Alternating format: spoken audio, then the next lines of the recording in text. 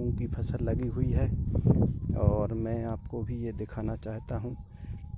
ये मूंग की ऊंचाई, लंबाई, मोटाई क्या है, इसका अंदाज़ा आप यहाँ इस खाद की ड्रम को देख के लगा सकते हैं, जिसकी ऊंचाई सभी लोगों को पता है और ये खेत के बीचों बीच रखी हुई है। ये सहज अंदाज आप लगा सकते हैं कि इस समय फसल कितनी बढ़ी हुई है और कैसी है, वो तो आपको दिख ही रही है। इस खेत में मैंने ये एग्री 82 और ह्यूमिक का 2 बार छिड़काव कराया है। नतीजा ये है कि सारे खेत में आज 42 दिन के बाद भी कहीं इल्ली का नामो निशान दिखाई नहीं दिया है।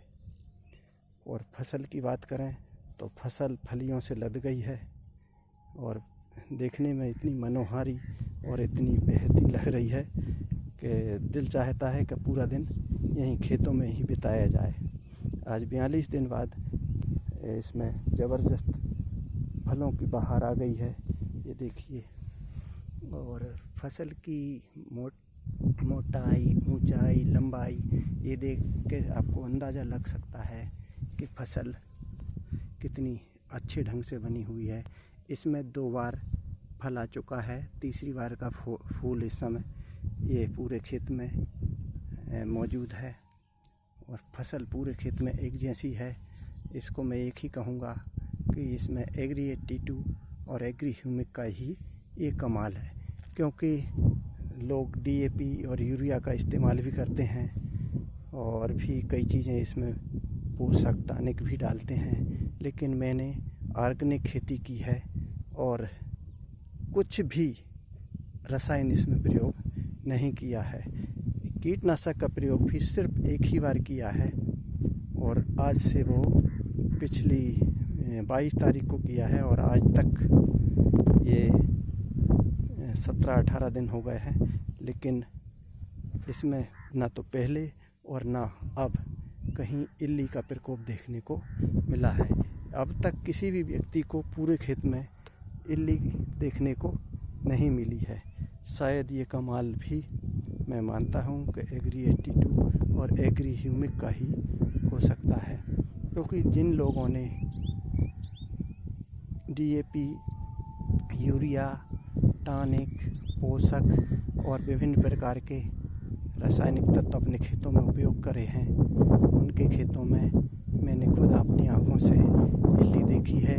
कहीं कहीं भारी मात्रा में इल्ली देखी है, कहीं कहीं बिरली देखी है और फसल भी जैसी कि ये मेरे खेत की है ऐसी किसी भी खेत में देखने को नहीं मिली है अब तक। तो मैं ये कहना चाहूँगा कि एग्री 82 और ह्यूमिक का प्रयोग आप जब अपने खेतों में करेंगे, जिस फसल में भी करेंगे, वहाँ बेहतर परिणाम आएंगे, अच्छे परिणाम आएंगे और सुखद परिणाम आएंगे।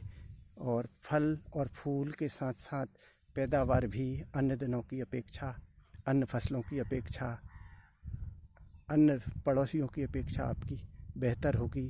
पिछली बार हमने कई किसानों को धान के खेतों में एग्री 82 और ह्यूमिक का प्रयोग कराया था, तो जब धान बेचने की बारी आई तो जो परचेजर उसका सैंपल देखता है, उसने कहा साधारण भाषा में कि आप जब भी बेचो मैं आपकी धान को 50 रुपये तत्काल अधिक दूंगा, क्योंकि आपकी धान में चमक है, वजन है, लंबाई है और तो और देखने में भी सुनहरी और ज़्यादा बेहतर लगती है जो अन्य लोगों से।